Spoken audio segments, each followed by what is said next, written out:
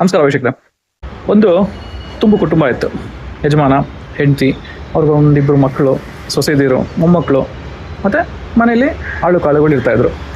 ತುಂಬ ಸುಭಿಕ್ಷವಾದ ಕುಟುಂಬ, ಅವ್ರಿಗೆ ಏನೂ ಕೊರತೆ ಇರಲಿಲ್ಲ. ಆಗಿದ್ದರೂ ಕೂಡ ಆ ಮನೆಯ ಯಜಮಾನತಿ ಅಂದರೆ ಯಜಮಾನನ ಹೆಂಡತಿ ಇರ್ತಾರಲ್ಲ, ಅವ್ರು ಏನು ಮಾಡ್ತಿದ್ರು, ಪ್ರತಿದಿನ ಹೀಗೆ ಅಡುಗೆ ಮಾಡೋದು, ಊಟ ಬಡಿಸೋದು, ಆಮೇಲೆ ಕೊನೆಯಲ್ಲಿ ಅವ್ರ ಪಂಕ್ತಿಲಿ ಅವ್ರು ಕೂತ್ಕೊಂಡು ಊಟ ಮಾಡೋದು, ಇದೇ ನಡೀತಾ ಇರುತ್ತೆ. ಬಟ್ ಅವರು ಊಟ ಮಾಡಿ ಆದಮೇಲೆ ಅವರ ಪಾಲಲ್ಲಿ ಒಂದು ಇಷ್ಟು ಮುಷ್ಟಿಯಷ್ಟು ಅನ್ನನ ಬೇರೆಯವ್ರಿಗೆ ಕೊಡಬೇಕು ಅಂತ ಎತ್ತಿಡ್ತಾಯಿದ್ರು. ತುಂಬ ದಿವಸದಿಂದ ಇದನ್ನು ನೋಡ್ತಾ ಇದ್ದ ಯಜಮಾನಿಗೆ ಒಂದು ದಿವಸ ಕೇಳ್ತಾನೆ, ಅಲ್ಲ ನಮ್ಮ ಮನೇಲಿ ಏನಕ್ಕೂ ಕೊರತೆ ಇಲ್ಲ, ಆದರೂ ಕೂಡ ನಾನು ನೋಡ್ತಾ ಇರ್ತೀನಿ, ಯಾಕೆ ನೀನು ಅದನ್ನು ಒಂದು ತುತ್ತು ಅನ್ನನ ನಿನ್ನ ತಟ್ಟೆಯಿಂದ ಎತ್ತು ಆ ಕಡೆ ಇಟ್ಬಿಡ್ತೀಯ? ಆಗ ಕೇಳಿದ್ಲಂತೆ, ನೋಡಿ ನಾನು ಯಾರಿಗಾದರೂ ಏನಾದರೂ ಕೊಡಬೇಕು ಅಂತ ಅಂದ್ಕೊಂಡ್ರೆ ಅದು ನನ್ನ ಪರಿಶ್ರಮ ಮತ್ತು ನನ್ನ ಪಾಲಿಂದ ಮಾತ್ರ ಕೊಡಬೇಕು. ಈ ಮನೇಲಿ ಐಶ್ವರ್ಯ, ಹಣ, ಅಂತಸ್ತು ಇವೆಲ್ಲ ನಾನು ಒಬ್ಳಿಗೆ ಸೇರಿದ್ದಲ್ಲ. ತಿಳ್ಕೊಳ್ಳಿ ವೀಕ್ಷಕರೇ, ಆ ಕೇಳಿದ ಮಾತು, ಈ ಮನೆಯಲ್ಲಿ ಏನೇನು ದವಸ ಧಾನ್ಯ ಇದೆ ಅಥವಾ ಯಾವುದೇ ಶ್ರೀಮಂತಿಕೆ ಇದೆ, ಆಡಂಬರ ಇದೆ, ಇದೆಲ್ಲ ನಾನು ಒಬ್ಳದೇ ಅಲ್ಲ, ಅಥವಾ ನಾನು ಒಬ್ಬಳೇ ಕಷ್ಟಪಟ್ಟಿದ್ದಲ್ಲ. ಎಲ್ಲರೂ ಕಷ್ಟಪಟ್ಟಿದ್ದೀರಾ, ಮತ್ತು ಭಗವಂತ ಕೊಟ್ಟಿದ್ದಾನೆ. ಬಟ್ ನಾನು ಏನಾದರೂ ಬೇರೆಯವ್ರಿಗೆ ಕೊಡಬೇಕು ಅಂತ ಅಂದ್ಕೊಂಡ್ರೆ ಅದು ನನ್ನ ಪಾಲಿಂದ ಮಾತ್ರ ಕೊಟ್ಟರೆ ಮಾತ್ರ ಅದು ಸಾರ್ಥಕತೆ ಇರುತ್ತೆ ಅದಕ್ಕೆ ಅಂತ ಹೇಳ್ತಾರೆ. ಆವಾಗ ಶ್ರೀಮಂತನಿಗೆ ಜ್ಞಾನೋದಯ ಆಗುತ್ತೆ. ಹೌದು, ನೀನು ಹೇಳಿದ ಖರೆ, ಸರಿ, ಹೌದು. ಎಷ್ಟೊಂದು ಸಲ ನಾವು ಅಬ್ಸರ್ವ್ ಮಾಡ್ತಾ ಇರ್ತೀವಿ, ನಾವು ನೋಡ್ತಾ ಇರ್ತೀವಿ ಜನ ಸಮಾಜದಲ್ಲಿ ಬಡವ್ರಿಗೆ ಹಾಲು ಕೊಡೋದು, ಹಣ ಕೊಡೋದು, ಆಮೇಲೆ ಏನಾದ್ರು ವಸ್ತುಗಳನ್ನ ಕೊಡೋದು, ಇದನ್ನು ಸಾಕಷ್ಟು ಪುಡಾರಿಗಳು, ಪೊಲಿಟಿಷಿಯನ್ಸು, ಈ ಕಾರ್ಪೊರೇಟ್ ಆಗೋವಂಥವ್ರು, ರಾಜಕೀಯದಲ್ಲಿ ಹೆಜ್ಜೆ ಇಡಬೇಕು ಅಂತ ಇರೋರು, ಮತ್ತು ಬಿಸ್ನೆಸ್ ಮ್ಯಾನ್ಗಳು ತಮಗೆ ಏನೋ ಒಂದು ಒಳ್ಳೆಯ ಹೆಸರು ಬರಲಿ ಅಂತ ಮಾಡ್ತಾ ಇರ್ತಾರೆ. ಇದೆಲ್ಲ ಆ್ಯಕ್ಚುಲಿ ದಾನ ಅಂತ ಕರ್ಸ್ಕೊಳಲ್ಲ. ದಾನ ಅಂದರೆ ಏನು? ನಾನು ಈ ಕತೆ ಹೇಳಿದ್ನಲ್ಲ, ಅದರಲ್ಲಿ ಆ ಯಜಮಾನತಿ ಮಾಡ್ತಾರಲ್ಲ, ಅದು ದಾನ. ಅಂದರೆ ನಿಮ್ಮಲ್ಲಿ ಯಾವುದೇ ಒಂದು ವಸ್ತು ಹೆಚ್ಚಾಗಿದ್ದು ಅದನ್ನು ಇತರರಿಗೆ ನೀವು ಕೊಟ್ಟರೆ ಅಥವಾ ಹಂಚ್ಕೊಂಡ್ರೆ ಅದು ದಾನ ಅನಿಸಲ್ಲ. ಅದರಿಂದ ಯಾವುದೇ ಪುಣ್ಯ ಪ್ರಾಪ್ತಿ ಆಗಲ್ಲ. ಇದನ್ನು ಯಾವತ್ತೂ ಗಮನದಲ್ಲಿಟ್ಕೊಳ್ಳಿ.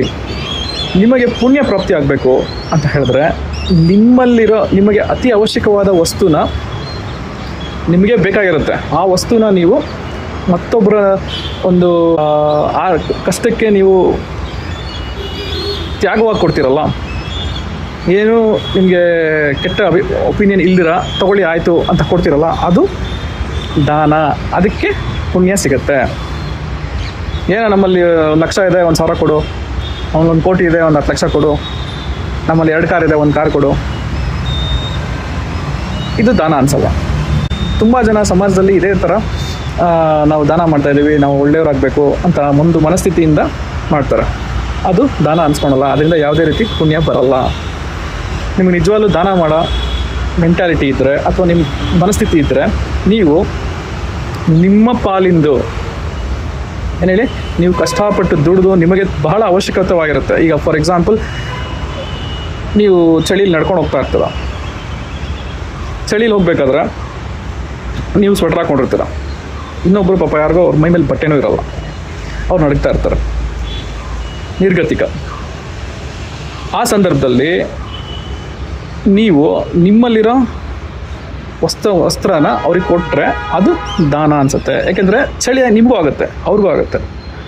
ಆ್ಯಂಡ್ ನಿಮಗೆ ಅದು ಹೊಸದು ಕೊಡಿಸೋ ಒಂದು ಇದು ಇರಲ್ಲ, ಅಂಗಡಿಗಳು ಇರಲ್ಲ, ಎಲ್ಲ ಸುತ್ತಮುತ್ತ ಏನೋ ಹೊಸದು ಕೊಡ್ತಿರೋಣ ಅಂತ ಹೇಳೋಕ್ಕೆ. ಆ ಸಂದರ್ಭದಲ್ಲಿ ನೀವು ಕೊಡ್ತಿರಲ್ಲ ವಸ್ತು, ಅದು ದಾನ ಅನ್ಸ್ಕೊಳುತ್ತೆ. ಆಯಿತಾ? ನೀವು 10-20 ಸ್ವೆಟ್ರ್ಗಳನ್ನ ಬ್ಲ್ಯಾಂಕೆಟಲ್ಲಿ ಅಂಗಡಿಲಿ ತೊಗೊಂಡೋಗ್ಬಿಟ್ಟು ಆಳುಗಳಿಗೆ ಕಳಿಸ್ಬಿಟ್ಟೆ ಹೋಗಿ ಹಂಚ್ಬಿಡ್ರೋ ಅಥವಾ ನೀವು ಹೋಗ್ಬಿಟ್ಟು ಕೊಟ್ಟರು ಅದು ದಾನ ಅನಿಸಲ್ಲ. ಅರ್ಥ ಆಯ್ತಾ? ಸೊ ಯಾರೇ ಒಬ್ಬರು ನಿರ್ಗತಿಕರಿಗೆ ಅವರ ಒಂದು ಕಷ್ಟ ಕಾಲದಲ್ಲಿ ನಿಮಗೆ ಅವಶ್ಯಕವಾದ ವಸ್ತುನ ನೀವು ಅವರಿಗೆ ನೀವು ಅವ್ರಿಗೆ ಸಮರ್ಪಣೆ ಮಾಡಿದ್ರೆ ಅದಕ್ಕೆ ಪುಣ್ಯ 100 ಪಟ್ಟಿರುತ್ತೆ. ದೇವಸ್ಥಾನದಲ್ಲಿ ನೀವು ಹಣ ಭಿಕ್ಷೆ ಹಾಕ್ತಿರಲ್ಲ ಭಿಕ್ಷುಕರಿಗೆ, ಅದರಿಂದನೂ ಅಷ್ಟೇ ಯಾವುದೇ ರೀತಿ ಪುಣ್ಯ ಪ್ರಾಪ್ತಿಯಾಗಲ್ಲ. ವ್ಯಕ್ತಿಗೆ ಪ್ರಸಾದ ಕೊಡಿ, ಅದರಿಂದ ಅಲ್ಪ ಸ್ವಲ್ಪ ಪುಣ್ಯ ಬರುತ್ತೆ.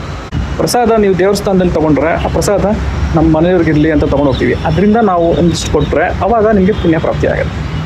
ಯಾರಿಗೆ ಯಾವ ಟೈಮಲ್ಲಿ ಏನು ಸೂಕ್ತ ಮತ್ತು ನಿಮ್ಮಿಂದ ಏನು ಸಹಾಯ ಮಾಡೋಕ್ಕಾಗತ್ತೆ.